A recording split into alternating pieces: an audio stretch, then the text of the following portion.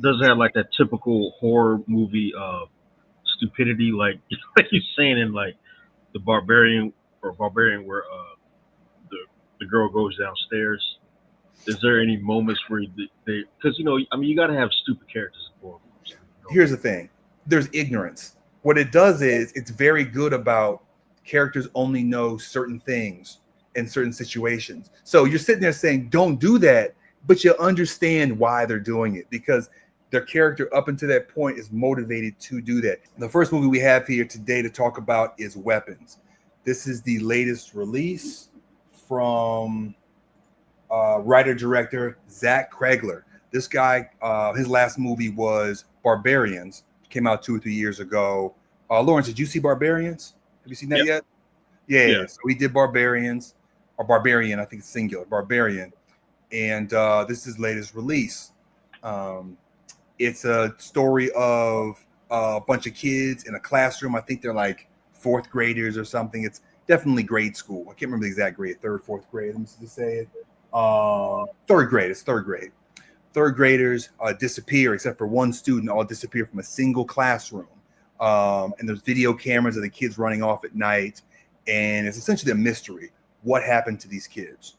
Um, Zach Cregler takes a alternating narrator kind of approach to telling the story. He's the first half of it, which is he starts with, I think, the teacher. First of all, there's a narrator, which is like a child's voice, which is kind of creepy and horror, definitely horror themed thing. You have a kid kind of talk about the area where this takes place. It sets up the story. Then it shifts into the perspective of the teacher whose classroom it was, where all the kids disappeared. And then it jumps to several other perspectives as the mystery kind of slowly unfolds. And this is because of the mystery, I'm trying not to say more than pretty much is in the trailers here and just give you some insight into what the appeal of the movie is.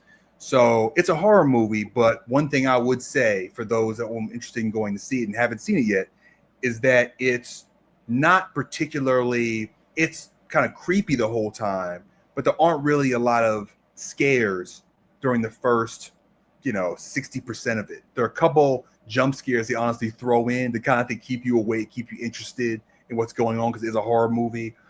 But it really wants to kind of unfold in a fairly serious and relatively slow-paced manner for kind of a modern horror movie. So you're seeing a lot of like things being set up that are going to like pay off later on, and it has an amazing, I think, a very good payoff third act when it gets to it. But there are points where if you don't go into it cold, you're like, where is this going? And are we getting somewhere? Because what it does by having these different perspectives, there's a lot of story overlap in those different perspectives. So you're seeing the same sequences multiple times from the different perspectives of the characters. So when they're doing that, you have to be patient. But I do think it's actually a better story than Barbarian, which is, I think, a relatively simple story that I think has just a very good second half. That movie too also required some patience, but had a very good second half. This one's the same way, but it's a little more ambitious in the story it actually tries to tell. But ultimately, without saying too much, I think it's definitely a fun experience once you've watched the whole thing, and a good follow up to Barbarian for Zach Cregler. But it's definitely something that asks for a little bit of patience starting out while you kind of get into the story, and all the pieces kind of get, all the different components of the story kind of get put in place, and for things to play out in the second half. Yeah. Now, have you seen the trailers for this, Lawrence? Yeah. Yeah. So is Yeah. this something that seems like something you want to see, or what are your thoughts about, like, interesting one to see it? Yeah. I think I'd like to see. So actually, uh, it kind of creeped me out, but it was because it reminds me of I think something uh, similar actually happened like over 20 years ago. That something like that. The little girl disappeared from her home in the Uh-huh. middle of the night. And people saw her walking along the highway, and Yeah. it's weird. It hasn't been seen since. That's what actually reminded me of. But Okay. I don't know if it's based on something like that.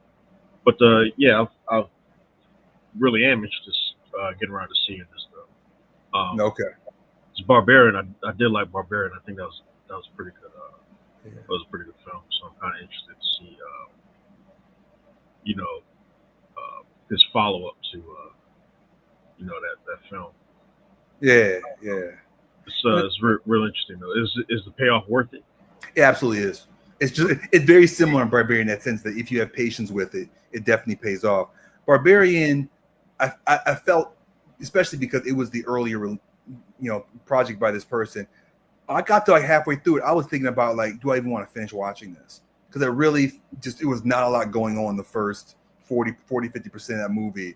And she gets that door and the whether they're going to go down there. So I'm like, why would you go down there? I'm like kind of irritated at the movie because that is kind of the leap that the movie asks you to take that I don't think they sell well enough why she would actually go down there at that point. But once she does, and what unfolds after that, well, makes it well worth it. But it's this one's the same way, but there's nothing that irritating about this. It's just, but it has like 5 perspectives. Like it's a lot of them. I'm trying to think like 1, 2. It's either 4 or 5. It's a lot of perspective shots, and there's definitely several overlapping scenes. So you're watching a lot of the same stuff happen multiple times from different perspectives, or at least right before and right after and stuff like that. They try to spare you where they can. You can see the director like, okay, you already saw this, so we'll jump to the end of it because you already saw this happen from the other perspective. But time keeps on jumping backwards. So it's like what happened, and then you see like maybe before it happened, up until a little bit after it happened. Then the next person starts right when it happened to a little bit after it happened, and jump back to right when it happened. So you have that going on, and so you have to have some patience while you're watching kind of the same couple days play out from different people's perspectives. And in the second half of the movie, it kind of then gets more linear. It's like, okay, now we're just going forward. It's a little more than half, but it's on the order of half. It's definitely still in the second act of the movie. That it kind of switches out of that mode and goes to a linear mode at that point. But the thing about what was I going to say? I lost my train of thought. Any other questions about the movie? I can't remember.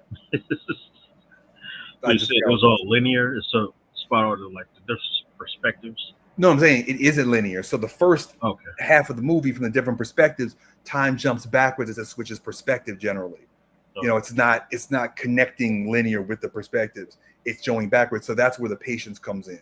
Like, okay, we're jumping back. Okay, this is either before the disappearance happened or it's right after, going forward 1 or 2 days, then jump back, and you have to do that. So, and it's well done, but it's just you're seeing this. It's a mystery.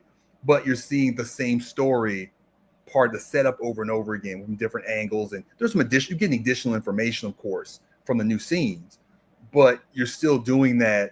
You're still having to go. You're not really, you're not going to see kind of what happens next. All you're going to see is more backstory or more setup, because only one point, some perspective, does it then start going into the future or going past where the other ones left off. So you're kind of there. That's where the patience comes in. Then it's linear after that. Once it kind of gets out of a certain point, after a certain point, it proceeds. Really, the third act is linear. I think the entire second act, at some point, you get the last one, the last perspective one, and that takes you to a certain point. Then you're in the third act after that. So, at some point in the second act, it's the last one, so you don't jump back again. You only go through that character, and then you have the third act plays out. So yeah, that's generally the idea there. So yeah, man, I think it's very good. It's the type of horror movie I actually really like, where it has a good story and it's trying to really take itself fairly seriously within the context of the suspension of disbelief. So of course, it's a horror movie. There is suspension of disbelief that has to happen. But once it does that, it generally respects it. Like, you don't want it like suddenly in the third act somebody can fly. Like that's kind of breaks the rules. This one tends not to break the rules. It seems there's one kind of plot hole, I think, but it's not something that bothered me particularly in the third act. But generally, does it have like that typical horror movie stupidity, like you're saying in like the Barbarian where the girl goes downstairs? Is there any moments where because you got to have stupid characters in horror movies? Here's the thing: there's ignorance. What it does is it's very good about characters only know certain things in certain situations. So you're sitting there saying, don't do that, but you understand why they're doing it because their character up until that point is motivated to do that. That was my issue with Barbarian. It wasn't that going down that stairwell was stupid. It was that I didn't see why in the movie you'd already shown me it made sense for her to do it. It's that they had that the movie had the Barbarian, they had the opportunity to give her a logical framework to then go down that stairwell. I didn't think they did that. I think they explained her situation in life, but I didn't necessarily think, oh, that led me to think she would do that. Whereas this one, people do somewhat stupid things, but it kind of makes sense from their standpoint. So I'll definitely be interested in hearing what you think of it after you've seen it. But there are people do stupid things, of course. But I think that the movie does a good job of explaining why those stupid things made sense to them at the time. It's not stupid in the context of if I was in that situation, I wouldn't have done that. You probably may have, actually. With their motivations, you may have done the same thing. And they're not that stupid. It's just more ignorance. It's more like they don't know. They don't, because at a certain point in the movie, you know more than the characters know. And so they're doing stupid stuff, but you know more than they do. So part of it's ignorance, part of it's motivation. But that's what I'm saying. The writing, I think the writing is good in that sense. Is that most of that makes sense. There are a couple of things where you're like, yeah, I don't know if I would have done that, but I understand. Another thing that's interesting is as early in the movie, there's a dream sequence. And a character sees something up in the sky. And it made me think that one of the inspirations for this movie was, and this is me just going on a limb, I'm just guessing, and it doesn't really actually matter to the story. I think it was the kernel of the origin of the story, which is school shootings. You know how sometimes there's times school shootings where like a whole classroom is killed by a shooter. And I was thinking the writer, when he came up with this, may have originated the concept of 7 children are hurt in this, or think about a school shooting situation, how a community is so harmed by it, how the police feel so helpless by it. There's some narration early on that kind of speaks to this. And then out of that, he came up with the eventual horror concept that made weapons. And this is, honestly, my daughter has a joke when she goes to see movies. She says, when somebody actually says the title of the movie, she says, they said The Thing.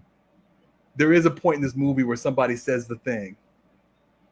Somebody says something about weapons. You're like, you didn't need to say it. It's kind of clumsy. It's kind of funny. But it made me think, she wasn't watching me with it because she doesn't really like horror movies at this point, even though I actually talked to her about it, and she don't like jump scares, which I actually don't like much myself, even as an adult. But there are not a whole lot of them for the movie. The movie isn't particularly a big jump scare movie. It's not Conjuring or something. There are a few though. You just have to be ready for them. I'll just tell you where they are, so that you'll just be prepared. But no, it's just there was this moment where somebody says the weapons thing, explaining what the title means, and I was just thinking she would have said they said The Thing because like. So that's but anyway, back to my original point.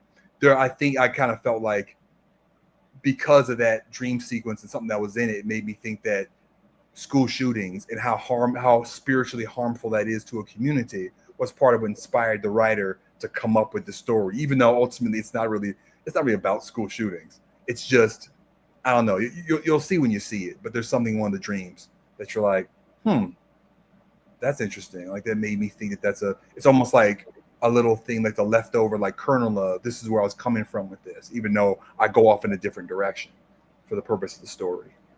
Yeah. But yeah, it's definitely recommend, especially if you like Barbarians. This to me is Barbarians, but a little bit better. Takes a little more patience, I think, than Barbarians did. But there's also, I think, ultimately it's a better story, more interesting story. Barbarian's kind of a funny story. It's like, oh, that's what the thing is. And you're like, okay. And that's, this is more like almost like a punchline of the story. Whereas this one is really as a interesting take on like an old school type of story. So I think it's better that way. So I slightly prefer it to Barbarian, all things considered. If you've made it this far, please consider liking and subscribing and sharing down below. For more from Only the Real, the Movie Podcast.